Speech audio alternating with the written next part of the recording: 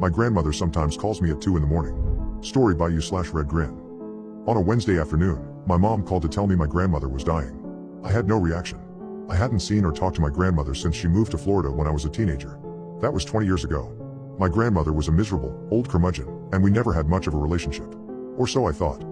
The doctors said my grandmother had days to live, and my mom and dad were heading down to Florida to say their goodbyes.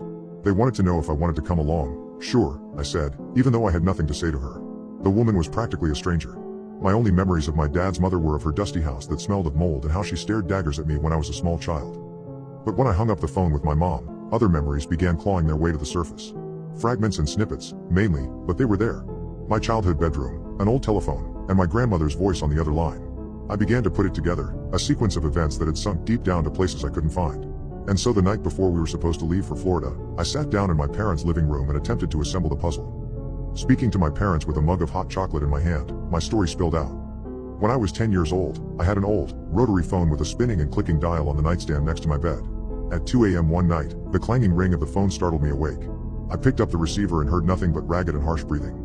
It went on, and I just lay awake in bed with the receiver at my ear, just listening. I eventually fell asleep, and I awoke with the receiver still on my shoulder and the dial tone beeping in my ear. A few nights later, the phone rang again at 2 a.m. I lifted the receiver and was again greeted with the same labored breath. But this time, there was a voice. My grandmother's voice. "Someone's been a bad boy. A very bad boy." The words came out slow and methodical, each syllable more important than the last. I just listened in my dark and quiet room, unable to move, unable to run to my parents. "No one knows what you did. But I know." The mug of hot chocolate shook in my hand as I told my parents what I heard my grandmother say. My dad's eyes were glazed over, deep in thought, like he couldn't believe that his own mother would do something like this. My mom looked at me with pleading eyes, eyes that begged the question, "Why didn't you tell me when it happened?" The fact is, I was a bad boy. I'd done typical and naughty 10-year-old things. I'd slugged a kid on the playground and broke his glasses. I'd pocketed a candy bar at the store without paying. I'd cheated on a spelling test. Somehow my grandmother had known these things, and I remembered being a kid, lying in bed with that phone at my ear, desperately not wanting my parents to discover the awful things I'd done. Because somehow, my awful, wretched grandmother knew. I'm not sure how many calls there were.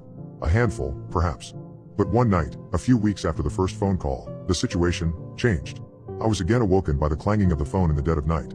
I lifted the receiver from its cradle and put the phone to my ear, and I was greeted by the hoarse breathing of an old woman. "I'll be there soon. I know what you did. Ben. Ben. Ben." My name is not Ben, but that didn't make the least amount of difference to me at the time. The phone went dead in my ear, and I then noticed the silence all around me. I listened intently to every creak in the house, every rustle of the wind through the tree branches outside my window, and then I heard the jiggling of the front door downstairs. I crept from my room and tiptoed down the hallway, and I knelt down at the top of the stairs, peering through the wooden